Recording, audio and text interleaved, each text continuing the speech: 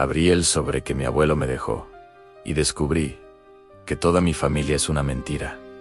No sé muy bien cómo empezar esto. Supongo que debería comenzar por el principio, aunque el principio ya no es lo que yo creía que era. Me llamo Daniel, tengo 32 años, y hasta hace exactamente 6 días pensaba que conocía mi propia historia. Pensaba que sabía quién era mi familia, de dónde venía, qué sangre corría por mis venas. Pero resulta que todo, absolutamente todo lo que me habían contado desde que tengo memoria, era una construcción cuidadosamente elaborada para protegerme de algo que ni siquiera sabía que existía. Mi abuelo Ramiro murió hace 1 mes y 3 días. Fue un jueves por la tarde. Uno de esos días grises de noviembre, donde el cielo parece una manta sucia y el frío se te mete en los huesos sin que puedas hacer nada para evitarlo. Yo estaba en mi oficina, revisando unos informes sin importancia, cuando mi madre me llamó llorando tanto que apenas podía entender lo que decía. ¿Tu abuelo? Fue lo único que logré descifrar entre sollozos. No hizo falta más, tomé mi abrigo. Le dije a mi jefe que tenía una emergencia familiar y conduje los 40 minutos hasta el hospital con el corazón en la garganta y las manos temblando sobre el volante. Llegué demasiado tarde. Siempre llego demasiado tarde a las cosas importantes. Es como si el universo conspirara para que me perdiera los momentos decisivos. Cuando entré a la habitación, mi abuela Carmen estaba sentada en una silla al lado de la cama, sosteniendo la mano ya fría de mi abuelo. No lloraba. Eso fue lo que más me impactó. Mi abuela, esa mujer que se emocionaba hasta las lágrimas viendo anuncios de Navidad, estaba ahí sentada, seca como un desierto, mirando el rostro sin vida de su esposo, de 53 años, con una expresión que no supe interpretar. No era tristeza, exactamente, era algo más profundo, más complejo. Parecía aliviada, y eso me perturbó de una manera que no pude expresar en ese momento. Mi abuelo Ramiro había sido el pilar de nuestra familia. Era un hombre alto, de espaldas anchas incluso en su vejez, con unas manos enormes llenas de callos que contaban historias de años de trabajo duro. Tenía esa risa profunda que sale del estómago, la que hace que todo tu cuerpo se sacuda, y unos ojos verdes increíblemente claros. Era carpintero de profesión, aunque cuando yo nací ya estaba semi-retirado. Tenía un taller en el sótano de su casa, donde pasaba horas creando muebles que luego regalaba a familiares y amigos. El olor a madera recién cortada y barniz siempre me recordará a él. Crecí prácticamente en casa de mis abuelos. Mis padres trabajaban largas jornadas, así que después de la escuela me llevaban directo a su casa. Ahí pasaba las tardes haciendo deberes en la mesa de la cocina o bajaba al taller a ver a mi abuelo trabajar. Él me enseñó a usar el martillo cuando tenía 6 años, a lijar madera cuando tenía 8, a distinguir entre un roble y un pino, solo por el tacto y el olor, cuando tenía 10. Esos fueron los mejores años de mi vida. Todo era simple entonces. Todo tenía sentido. Mi abuelo nunca hablaba mucho de su pasado. Cuando le preguntaba sobre su infancia, se ponía vago. Cambiaba de tema con habilidad. Eso fue hace mucho tiempo, Dani solía decir. Lo importante es el ahora, el presente. Yo pensaba que simplemente era de esa generación de hombres que no disfrutan revolviendo en el pasado. Nunca sospeché que hubiera algo más. El funeral fue extraño. Vino gente que yo no conocía, gente mayor que le susurraba cosas a mi abuela, y ella sentía con esa misma expresión neutra, casi ausente. Pero yo no podía dejar de observar a mi abuela. Había algo en ella que no cuadraba, algo que me inquietaba. Después del entierro, mi abuela me llamó aparte. Me llevó al estudio de mi abuelo y cerró la puerta. Por primera vez en todo el día, la vi mostrar alguna emoción. Sus ojos se humedecieron y sus manos temblaron ligeramente cuando sacó algo del bolsillo de su vestido. Era un sobre amarillo, antiguo, sellado con cera roja. En el frente, escrito con la letra de mi abuelo, ponía mi nombre completo: Ann, para Daniel Roberto Martínez Ruiz Ann, de parte de tu abuelo Ramiro. Mi abuela me lo extendió con las 2 manos.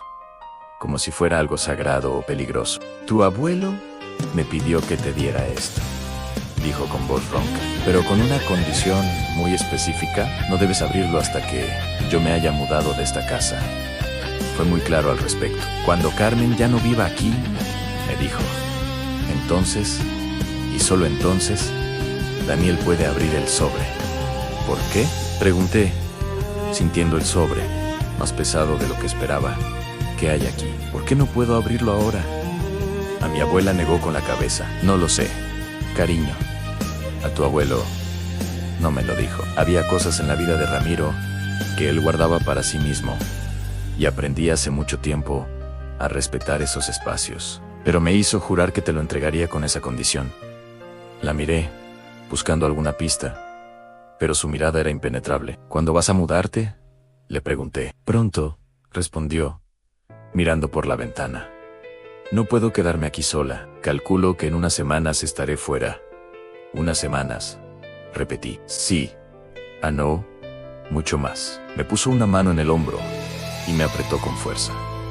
Prométeme que esperarás, Daniel. Prométeme que respetarás el deseo de tu abuelo. Asentí, aunque todo en mí quería romper ese sello de cera ahí mismo. Pero algo en la intensidad de su mirada me hizo guardar el sobre en mi chaqueta y prometerle que esperaría. Las semanas siguientes fueron una tortura. Guardé el sobre en mi mesita de noche.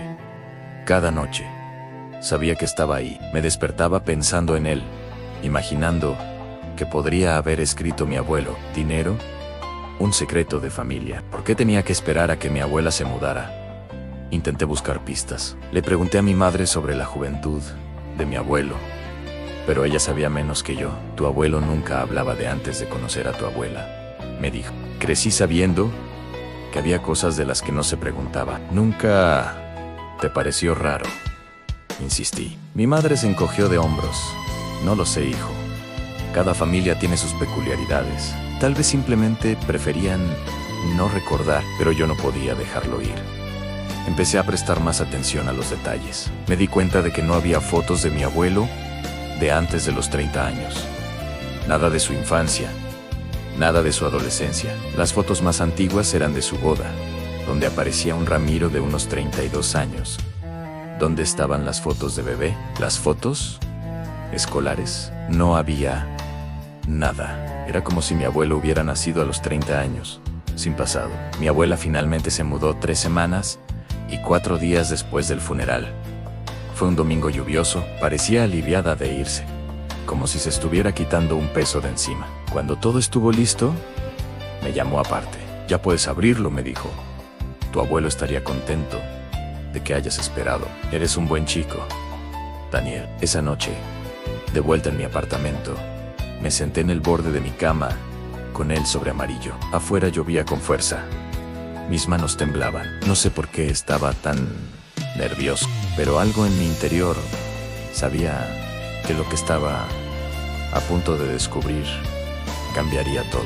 Rompí el sello de cera con cuidado. Dentro había varios documentos, algunas fotografías en blanco y negro y una carta escrita a mano en varias hojas. Reconocí la letra de mi abuelo inmediatamente.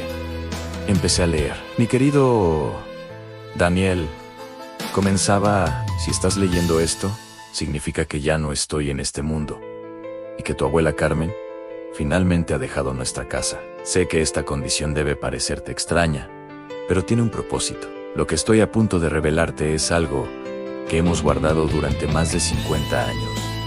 Un secreto que protegimos porque te amábamos más de lo que las palabras pueden expresar. Y ahora que ella está a salvo, puedo finalmente contarte la verdad. Mi corazón latía tan fuerte que podía escucharlo en mis oídos.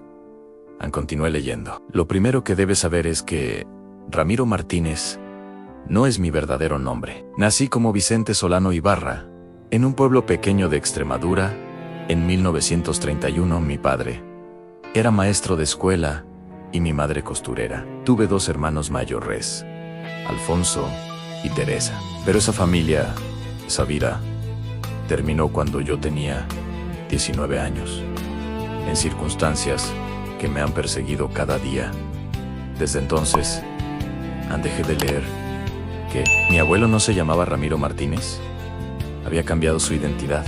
¿Por qué? Las preguntas explotaban en mi mente. Respiré profundamente y seguí leyendo. En 1950, España todavía estaba bajo el régimen de Franco. Y en mi pueblo, las heridas de la guerra civil aún estaban frescas. Las familias estaban divididas. Las lealtades eran peligrosas. Y hablar demasiado podía costarte la vida. Mi padre, por su profesión de maestro y por sus ideas, era sospechoso a los ojos de las autoridades. Nos vigilaban constantemente. Vivíamos con miedo. La carta de mi abuelo apenas comenzaba, y ya sentía que el mundo que conocía se estaba desmoronando. En la segunda parte, os contaré qué fue lo que pasó en ese pueblo de Extremadura. Qué oscuro secreto obligó a mi abuelo a abandonar su nombre, su familia y su vida entera. Suscríbete para no perderte la continuación de esta increíble historia. Gracias por acompañarme. Una noche de marzo de ese año, continuaba la carta de mi abuelo. Vinieron a buscarlo. En una noche de marzo de ese año, continuaba la carta de mi abuelo. Vinieron a buscarlo. Eran las 3 de la madrugada. Yo dormía cuando escuché los golpes violentos en la puerta. A mi madre gritó. Mi padre intentó razonar con ellos, pero se lo llevaron esposado, en pijama, descalzo. Mi madre corría detrás del camión llorando, mientras su hermana Teresa la sujetaba. Mi hermano Alfonso y yo nos quedamos en la puerta, congelados por el terror, viendo cómo desaparecía. Tuve que parar de leer. Las manos me temblaban. Mi abuelo, Vicente, había presenciado el arresto de su padre. Había vivido bajo una dictadura que yo solo conocía por los libros. De pronto, ese hombre que era sinónimo de tranquilidad se transformaba en alguien que había sobrevivido traumas inimaginables. Nunca volvimos a verlo. Seguía la carta. Oficialmente, nos dijeron que lo habían trasladado a Madrid. Extraoficialmente, los susurros en el pueblo hablaban de una fosa común. Mi madre envejeció 10 años en una semana. Dejó de hablar casi por completo. Y Teresa tuvo que hacerse cargo de todo. Yo tenía 19 años. Daniel estaba lleno de una rabia que quemaba como ácido. Quería venganza, quería justicia. Y en esa búsqueda desesperada, cometí el error que definiría el resto de mi vida. El sobre también contenía fotografías. En la primera, un joven que era mi abuelo, mucho más delgado, de pie junto a otros 3 hombres. Detrás, un paisaje rural. En el reverso ponían Vicente, Alfonso, Mateo y Julián, Junior 1950, 2 meses después del arresto de su padre. Me uní a un grupo de resistencia, confesaba la carta. Éramos jóvenes, idealistas, que creíamos que podíamos luchar contra el régimen. Alfonso vino conmigo. No podía dejar que lo hiciera solo. Había otros, como nosotros, hijos de represaliados, gente que había perdido demasiado. Nuestras actividades eran pequeñas al principio. Repartir panfletos, pintar consignas en las paredes, sabotajes menores. Nos sentíamos valientes. Éramos idiotas jugando con fuego, sin entender cuán rápido nos consumiría. La noche del 23 de agosto de 1950 cambió todo. Habíamos planeado sabotear un almacén de la Guardia Civil. La idea era entrar, destruir los archivos y salir. Pero la información era incorrecta. O peor, nos esperaban. Alguien nos había delatado. Sentí un escalofrío.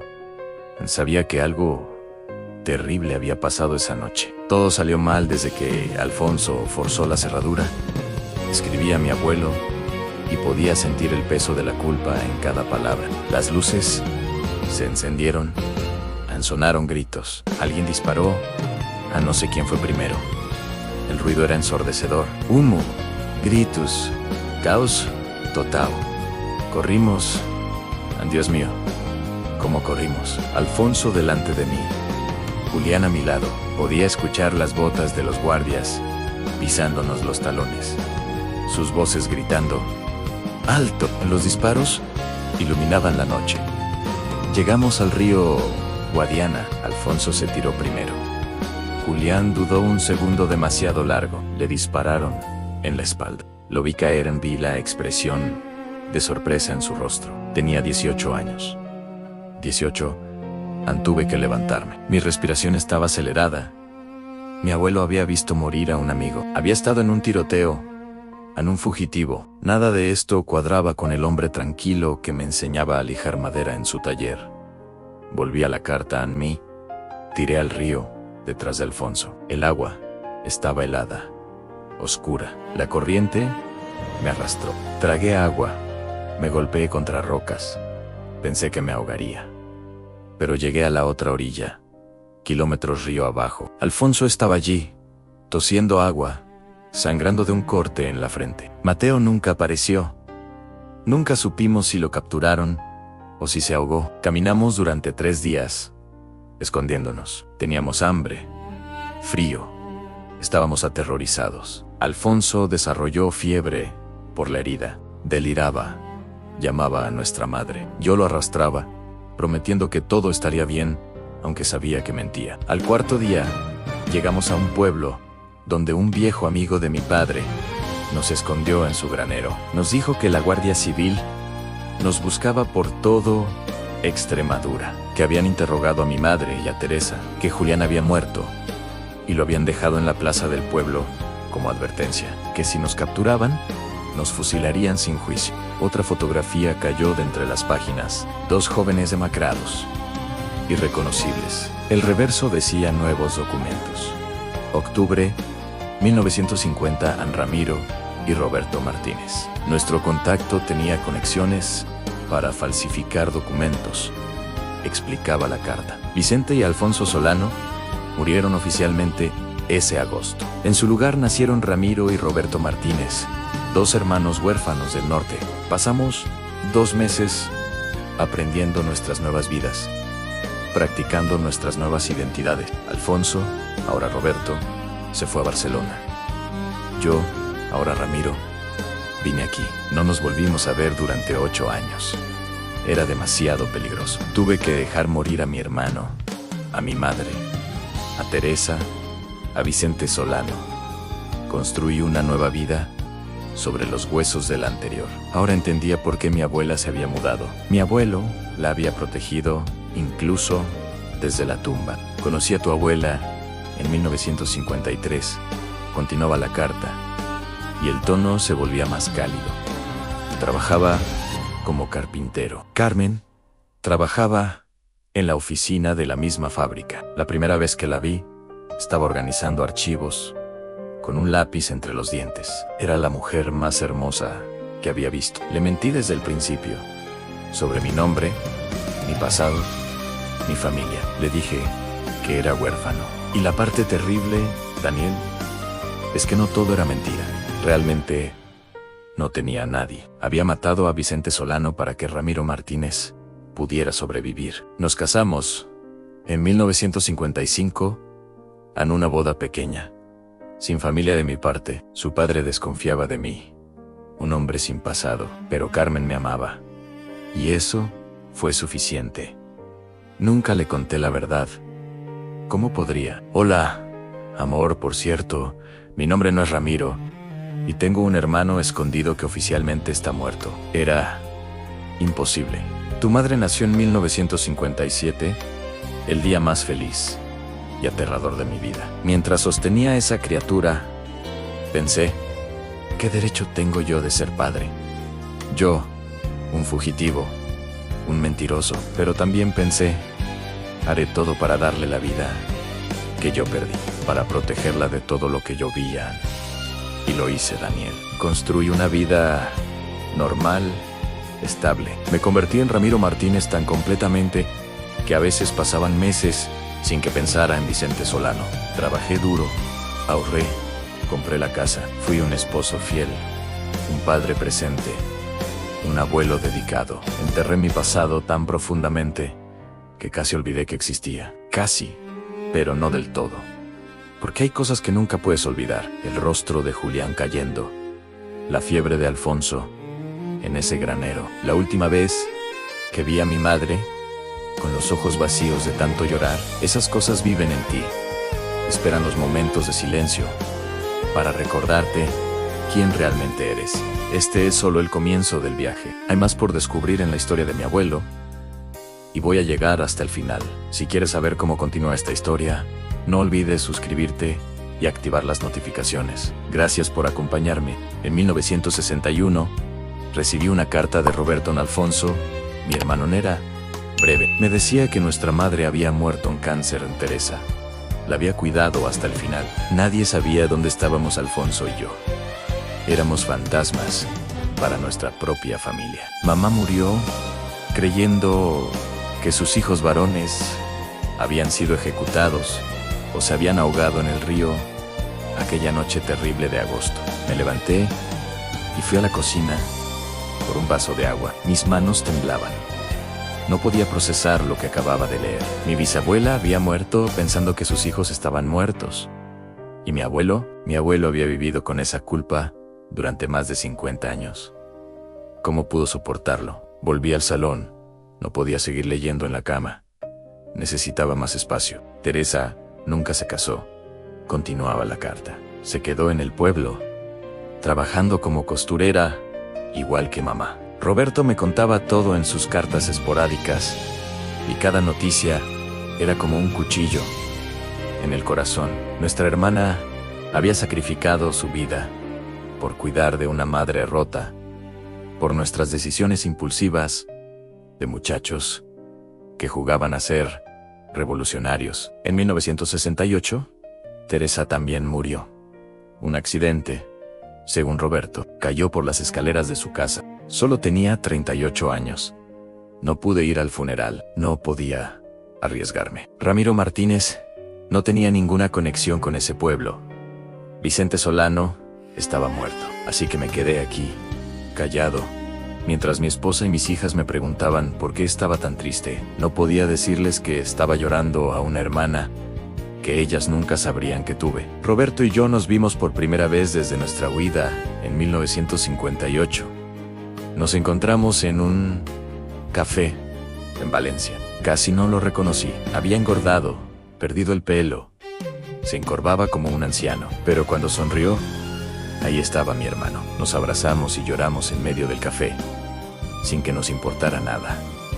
Hablamos durante horas. Me contó que se había casado, que tenía un hijo, que trabajaba en la construcción. Me confesó que a veces se despertaba en mitad de la noche sin recordar si era Roberto o Alfonso, que bebía demasiado, que los recuerdos no lo dejaban en paz. Yo le dije que a veces bajaba al taller solo para recordarme que esta vida, que Carmen y las niñas eran reales, que Vicente había muerto y Ramiro había tomado su lugar. Después de ese día, quedamos en vernos una vez al año, siempre en ciudades diferentes, siempre con cuidado. Era nuestra única conexión con quienes habíamos sido. Roberto era la única persona en el mundo que conocía mi verdadera historia, y yo la suya. Éramos las únicas pruebas vivientes de que Vicente y Alfonso Solano habían existido. Encontré otra fotografía en el sobre. Dos hombres de mediana edad, claramente hermanos, sentados en una terraza con cervezas. Se veían cansados, más viejos de lo que eran. El reverso decían Ramiro y Roberto en Zaragoza. A 1972, mi abuelo tenía 41 años en esa foto. La edad que yo tendría en 9 años. En 1975 murió Franco. Recuerdo que estaba en el taller cuando lo anunciaron por la radio. Me senté y lloré. Lloré por todo lo que ese hombre nos había quitado. Por mi padre, por mi madre, por Teresa, por Julián, por todos los que tuvimos que convertirnos en otras personas para sobrevivir. Roberto me llamó esa noche. Estaba borracho, eufórico. ¿Crees que podemos volver?, me preguntó. ¿Crees que Vicente y Alfonso pueden resucitar? Le dije que no lo sabía. La verdad es que tenía miedo de averiguarlo. Con la democracia vinieron nuevas leyes, amnistías. La gente buscaba a sus desaparecidos, exigía justicia. Roberto quería confesar, volver a ser Alfonso Solano oficialmente, pero yo le rogué que no lo hiciera. Tenemos familias ahora, le dije, hijos que nos conocen, como Roberto y Ramiro. ¿Qué pasaría si de repente confesamos que somos impostores? Fue la única vez que peleamos de verdad. Me acusó de cobarde, yo a él de egoísta. Al final, decidió quedarse como Roberto Martínez. Dijo que lo hacía por su hijo, pero yo sabía que también tenía miedo. A los años pasaron. Roberto y yo seguimos viéndonos. Nuestras familias nunca se conocieron. Era demasiado complicado. Su hijo creció creyendo que su padre era huérfano. Igual que mi madre, creía lo mismo de mí. Enterramos nuestros secretos más profundo con cada año que pasaba. En 1992, Roberto tuvo un infarto masivo. Murió antes de que yo pudiera llegar a Barcelona. Tenía 61 años. En su funeral, conocí a su esposa, Margarita. Me abrazó y me agradeció por haber sido el mejor amigo de su esposo. Siempre hablaba de ti, me dijo. Decía que eras como un hermano para él. Le sonreí y dije que él también lo había sido para mí. Era verdad, era mi hermano. Pero ella nunca lo supo. Conocí a su hijo también, Ansé. Llamaba Marcos. Se parecía tanto a Alfonso de joven que tuve que salir afuera para recuperar la compostura. Marcos me preguntó por nuestra relación y le conté la historia que habíamos acordado, aunque éramos viejos amigos del ejército.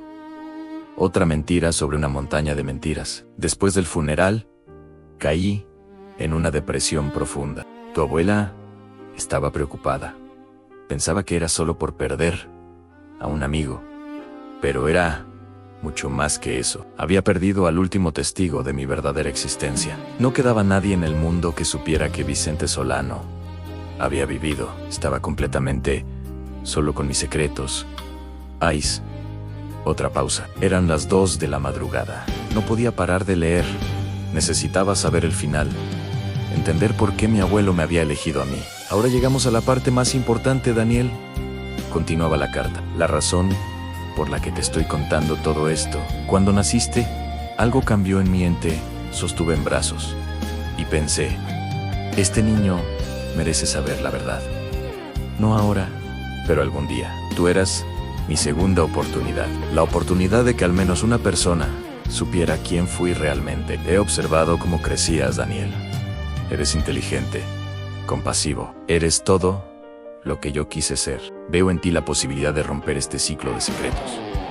Por eso te dejo esta verdad, por pesada que sea. En este sobre también encontrarás algunos documentos que he guardado. Mi verdadera cédula de identidad, como Vicente Solano, en fotos en cartas de Roberto. Guárdalos o destrúyelos. Es tu decisión. Pero al menos ahora sabrás, al menos Vicente Solano no morirá completamente cuando yo me vaya. Busqué en el sobre. Ahí estaba una cédula amarillenta con la foto de un joven de 19 años, Vicente Solano Ibarra. Cartas firmadas por él, más fotos de una familia que nunca conocí. Sé que esto debe ser un shock. Seguía la carta. Saber que tu abuelo no era quien creías, que tu apellido está construido sobre una mentira. Pero quiero que entiendas algo crucial.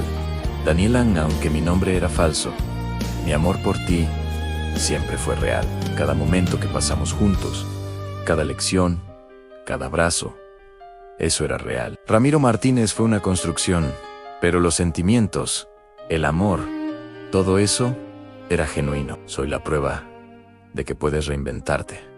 Y aún así, ser auténtico en lo que importa. Ahora viene la parte más difícil de esta confesión.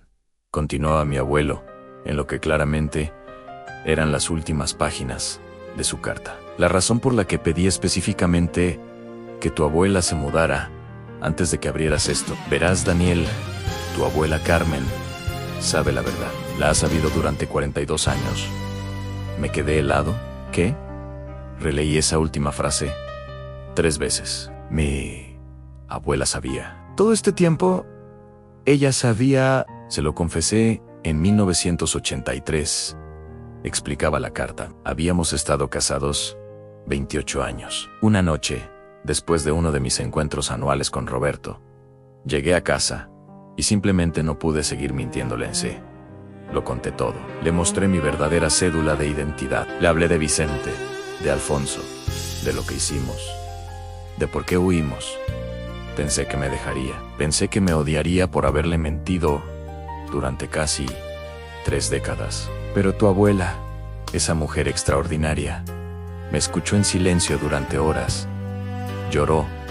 Sian estuvo enfadada, sin duda, pero al final me tomó de las manos y me dijo: San Ramiro, Vicente, o como quieras llamarte, eres el hombre que elegí, el hombre que me ha amado fielmente, y nada de lo que me acabas de contar cambia quién eres para mí. Me perdonó. No lo merecía, pero me perdonó. A partir de ese momento, Carmen se convirtió en su cómplice. Le ayudó a proteger el secreto. Cargó con ese peso conmigo durante más de 4 décadas. El abuelo le pidió que se mudara para protegerla, lejos de la casa, lejos de los vecinos que la conocían como la viuda de Ramiro Martínez. Ella estaría a salvo de cualquier consecuencia. Ahora era solo Carmen, una anciana, en un lugar nuevo. Todo cobró sentido. La extraña expresión de mi abuela en el funeral, su alivio al mudarse, a la solemnidad con que me entregó el sobre. Ella sabía exactamente lo que contenía. Había estado protegiéndonos a todos todo este tiempo. Sé que probablemente querrás hablar con ella, continuaba mi abuelo, y puedes hacerlo. Ahora que estás segura, no hay razón para que siga cargando sola. Pero sé gentil con ella, Daniel. Tu abuela es la persona más valiente que he conocido. Aceptó amarme sabiendo que cada interacción social era una mentira que tendría que respaldar. La carta abordaba la pregunta que me atormentaba: ¿qué hacer ahora? Legalmente, los crímenes habían prescrito. Vicente Solano fue declarado muerto hace mucho tiempo. Ramiro Martínez había existido legalmente durante más de 70 años. El problema real era la familia. ¿Debería contarle a mi madre y a mis tías? ¿Qué ganarían excepto confusión y dolor? Mi abuelo sugería que lo pensara bien y hablara con mi abuela. Ella tendría una mejor perspectiva sobre cómo el secreto podría afectar a la familia. ¿Podrían mi madre y mis tías manejar una revelación así? En cuanto a ti, Daniel, decía la carta, tu identidad no está definida por un apellido. Está definida por tus acciones, tus valores, las personas que amas. Eres quien has elegido ser, tal como yo elegí ser Ramiro Martínez, después de que las circunstancias mataran a Vicente Solano.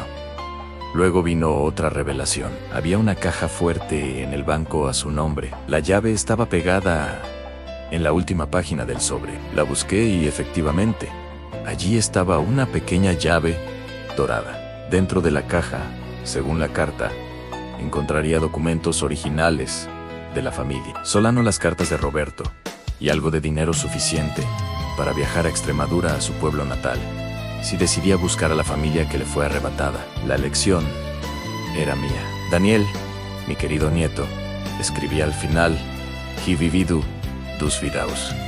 Una como Vicente Solano, corta y trágica, y otra como Ramiro Martínez, larga y llena de amor.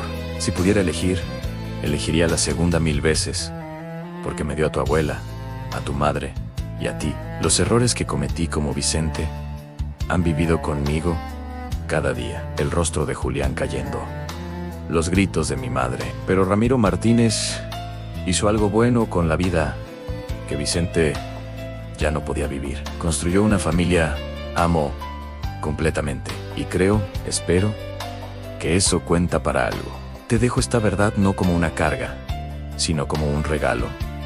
El regalo de saber de dónde vienes. El regalo de entender que la reinvención es posible. Haz con esta información lo que tu conciencia te dicte. No hay respuestas correctas, solo elecciones. Me pedía que recordara las cosas buenas, el taller, las risas, los abrazos. En todo eso fue real. El amor de Ramiro por su nieto. Me pidió que cuidara de mi abuela.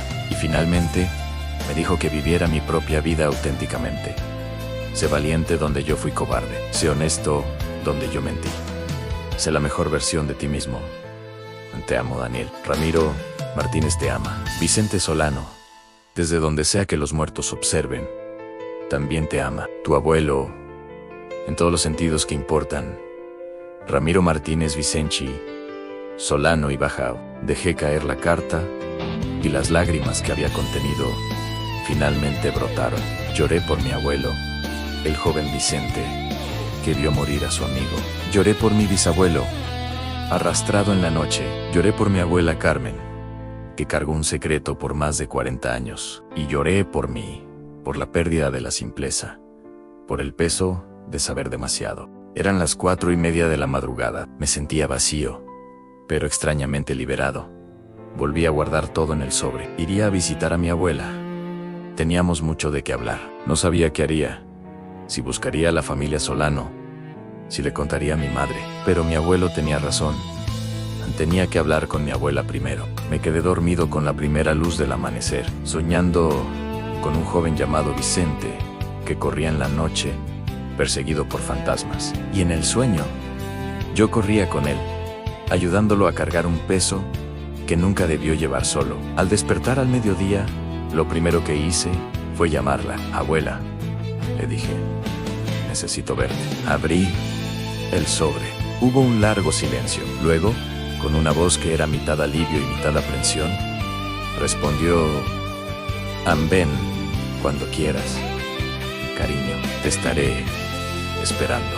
Creo que es hora de que hablemos de tu abuelo, del verdadero abuelo Vicente. Mi Ramirón, toda la historia que él no pudo contarte cara a cara. Con esa llamada, comenzó el siguiente capítulo. Una historia de supervivencia, de secretos y de una verdad que cambiaría para siempre como entendía mi lugar en el mundo. El sobre amarillo había cumplido su propósito. Ramiro Martínez descansaba en paz. Vicente Solano finalmente había encontrado a alguien que recordaría que existió. Y yo, Daniel Martínez Ruiz, o quizás Solano Ruiz, tenía que decidir qué hacer con el legado de ambos. Fin.